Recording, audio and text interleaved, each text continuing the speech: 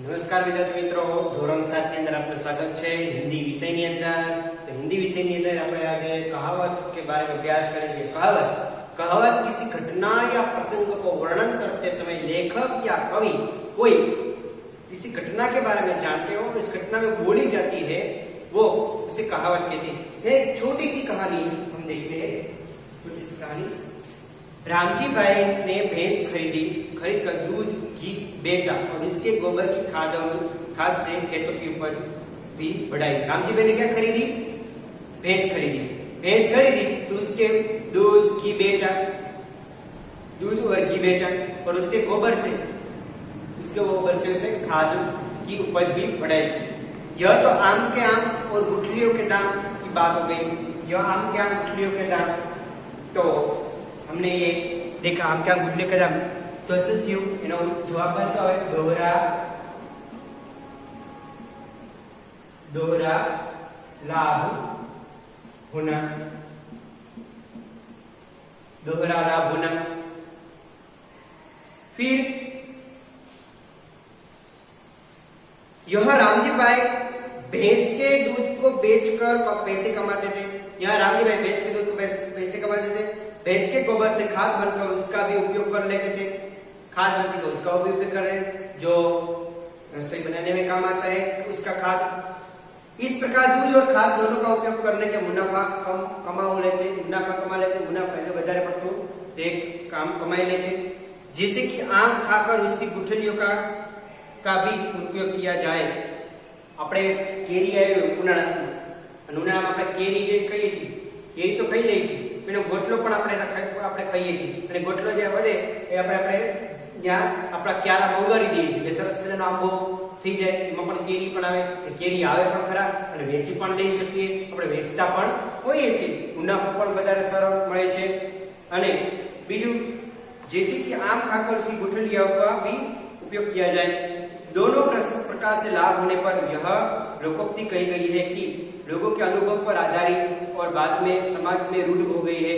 ऐसी बात या उक्ति को कहावत कहते हैं। लोगों को अनुभव के आधारित और वाक्य में कुछ किसी घटना या प्रसंग को वर्णन करते हुए कोई कहावत कहते हैं, किसी घटना, तो हमें ये कहावत कहते हैं। देखिए यहाँ है, जैसी करनी वैसी बननी, यानी कि कर्म के अनुसार फल मिलना। कर्म के अनुसार फल मिलना। तो यहाँ देखिए, तो पहले में हमें क्या, आम के आम गुठलियों के दाम, એટલે કે यहाँ रामजी भाई है, उसने एक भैंस खरीदी थी। भैंस खरीदी लेकिन भैंस का तो दूध आएगा और फिर घी भी बनेगा और घी बनेगा, दूध और घी बेचने लगे। गोबर से, उसके गोबर से खाद बनती है, खाद भी जो रसोई में उपयोग आती है। और फिर वो ये बात हो गई आम के आम गुठलियों के दाम। एक तो दूध भी बेच गया और घी भी बेच गया और ज्यादा मुनाफा भी हो गया। और दूध बेचकर गोबर का उपयोग, दूध बेचकर पैसे कमाते और गोबर का उपयोग खाद में हो जाता और दोनों का उपयोग हो जाता, दोनों मुनाफा हो जाते और अच्छी तरह से वो अपना जीवन दोहरा लाभ होना, यानी कि डबल लाभ ने થઈ ગયો। હવે जैसी करनी वैसी बननी। कर्म के अनुसार व्यक्ति को कोई कैसा भी कर्म करे उसके अनुसार उसे फल भुगतना ही पड़ेगा। अगले जन्म में भोगेंगे, पुराने जन्म में क्या भोगे, अगले जन्म में क्या होंगे वो केवल इस जन्म में आए हो, तो इस जन्म में जो कर्म करेंगे उसका फल आपको भुगतना ही पड़ेगा। अगर ऐसा नहीं होगा तो आपको अगले जन्म में तो अगली पीढ़ी में उसको तकलीफ होगी, अगली पीढ़ी में। तो यहाँ हमने जैसा फल कर्म के अनुसार मिलता है, जैसी करनी वैसी भरनी। अच्छा कार्य करोगे तो अच्छा फल पाओगे, बुरा कार्य करोगे बुरा फल पाओगे। जैसी जिसकी सोच होती है उसका फल आप पाओगे। देखिए, सांच को आंच नहीं, यानी कि सच्चे व्यक्ति को कोई भय होता नहीं है। सच्चे व्यक्ति को कोई भय नहीं, सच्चे व्यक्ति को कोई भय नहीं होता। क्या सच्चे व्यक्ति हो, मन से सच्चे हो, शुद्ध हो, पवित्र हो। आपको पता है, एक झूठ बोलने से 100 झूठ बोलने पड़ते हैं, पर एक सत्य बोलने से 100 सत्य बोलने पड़ते हैं नहीं। सत्य कांच की तरह है, सत्य कांच की तरह है, एकदम साफ कांच, कांच की तरह साफ है सत्य, साफ साफ दिखाई। अगर अपना चेहरा हम कांच में देखेंगे, हमारा ही चेहरा दिखेगा, दूसरों का चेहरा नहीं दिखता। अगर हम खड़े रहे तो दूसरों का, अपने पापा और अपनी मम्मी का चेहरा दिखता है? नहीं दिखता, हमारा ही चेहरा दिखता है। अपनी आत्मा का, अपने शरीर का जो चेहरा दिखता है, आत्मा है, वो अमर होती है। और फिर जिस सांच को आंच नहीं, किसी भी परिस्थिति क्यों ना आए, पर सच्चे व्यक्ति को कभी भी कोई तकलीफ नहीं होती। किसी भी परिस्थिति में मुश्किल या संघर्ष आ जाए तो भगवान उसकी मदद करता ही है। भगवान उसको कभी दुखी नहीं करता, मदद करता ही है। काला अक्षर भेष में बिल्कुल अनपढ़ होना, बिल्कुल अनपढ़ होना।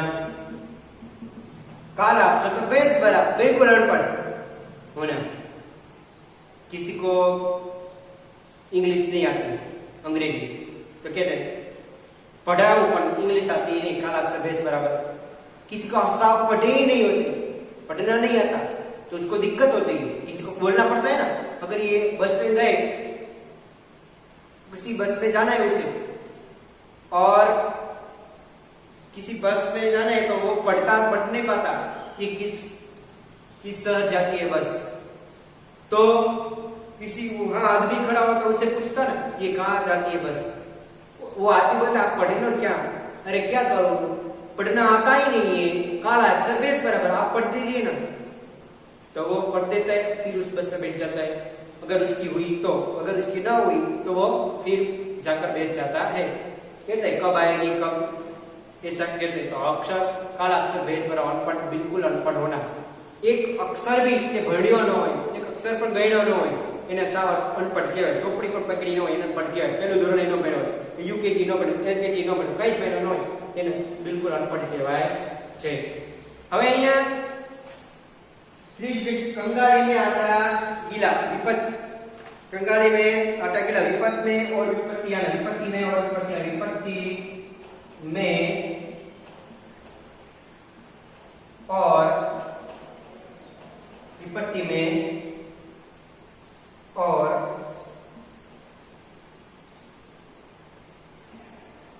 विपत्ति आना, विपत्ति में और विपत्ति आना। एक तो रामू काका काम कर रहे थे, जब रामू काका काम कर रहे थे तो बहुत अच्छी तरह से काम कर रहे थे, पर अब सेठ ने मना कर दिया, कल से तुम काम के मत आना। ये क्या हो गया? एक तो घर का खर्चा उठा नहीं रहा था रामू काका, बान बान अपना पूरा कर रहा था, तब उसको आरोप लग गया कि उसने चोरी की है, ऐसा आरोप लग गया उस पर, झूठा आरोप। तो सेठ ने उसे निकाल दिया, और सेठ ने उसे निकाल दिया। इसी वो कहने लगा कंगाली में आटा गीला, कंगाली में आटा गीला, विपत्ति आई, बीजी विपत्ति आई।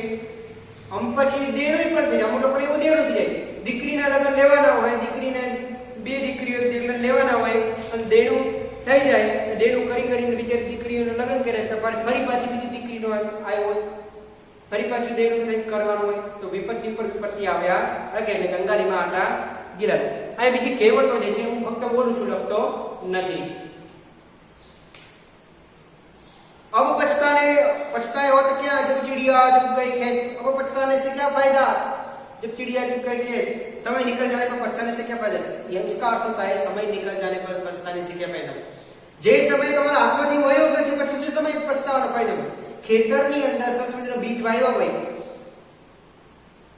અને એ આપણે ધ્યાન ના રાખીએ તો એ બીજનું શું થાય, પક્ષીઓ ચણી જાય, પછી ખેડૂત એમ કે મારા બીજ ચડી ગયા, શું કરો, પછતાઈને શું ફાયદો, બધું જતું રહ્યું તો પછતાવાનો કઈ ફાયદો રહેતો, સમય નીકળતો તો કઈ ફાયદો રહેતો નથી। ભણવાની ઉંમર છે, રમવાની ઉંમર છે, એનો સમય નીકળી જાય તો કઈ ફાયદો રહેતો નથી। આપણે જે સમય સમય જે કામ સોંપતું હોય એ કાર્ય કરવું જોઈએ. યથા નામ તથા ગુણ, નામ કે અનુસાર ગુણ હોના, જેવો જે વ્યક્તિ છે એવા જ એના ગુણ હોય છે. રામચંદ્ર ભગવાન છે, મર્યાદા પુરુષોત્તમ શ્રી રામચંદ્ર ભગવાન છે, તેમના ગુણ મર્યાદા કેટલા સરસ છે, સારા છે. તો જેવા ગુણ હોય એવા જ નામ એના હોય છે. अंधों में काना राजा, जहाँ लोग कुछ नहीं जानते वहां थोड़ा जानने वाला भी विद्वान बन जाता है. बोलो, अंधों में काना राजा, જ્યાં કોઈ લોકો જાણતું ન હોય એ જગ્યાએ થોડુંક પણ કોઈ લોકો જાણતો હોય એ વ્યક્તિ સમૂહની અંદર બધા રહેતા હોય, સમૂહની અંદર કોઈ વ્યક્તિ જ્ઞાન સર એવું જાણતો હોય ત્યારે એમ થાય કે આહા કેટલો વિદ્વાન છે, પણ કઈ અંધોમાં કાળો રાજા હોય છે એમ. अपने गले में कुत्ता भी शेर होता है. देखिए, अपने इलाके में निर्बल भी बलवान हो जाता है. अपने इलाके में आता है तो निर्बल પણ બળવાન થઈ જાય. મારા ઇલાકામાં લે રોતર પાડી દઉં તો આમ કરી દઉં, તેમ કરી દઉં, આમ બધું પોતાની ગળીમાં આમ જોરદાર શેરની જેમ હોય. તો બીજી ગળીમાં જાય એટલે શિયાળ થઈ જાય. કૂતરા એવું કરે, સમજો, કૂતરા યા પોતાના હદ સુધી હોય ત્યાં સુધી શેર હોય, પોતાનો હદ વટાવી જાય, બીજી ઓલામાં જતા રહે, પછી તે શિયાળ થઈ જાય. એમાં પણ એવું હોય છે. घर का बेटी लंका ढाए, आपसी खुद से हमारी भारी नुकसान થાય.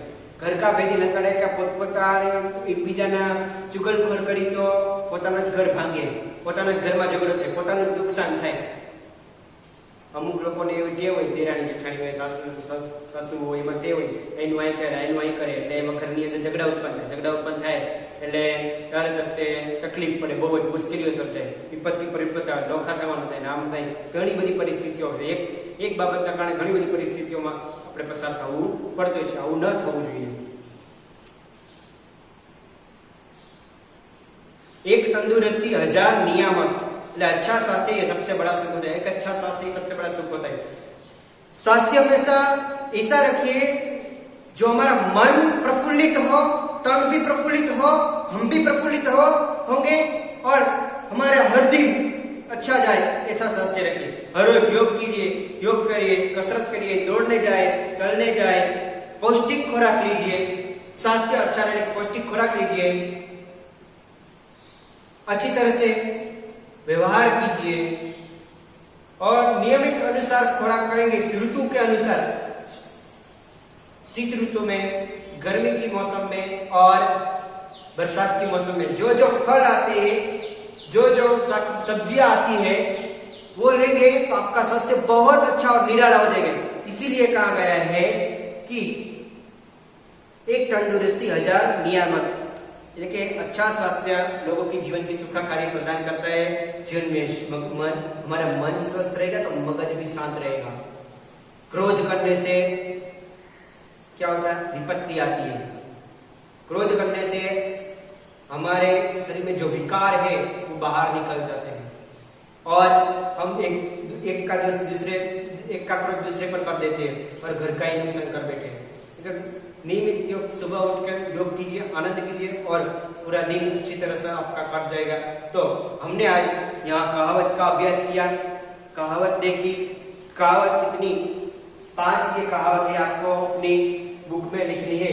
ये कहावतें धोरण 5 से एसटीडी 5 से 8 तक की है कहावत. ये कहावत आपको अपने व्याकरण की बुक में लिखनी है. तो आज का जो ये कहावत का जो तास है वो हम समाप्त करते हैं. धन्यवाद, आभार.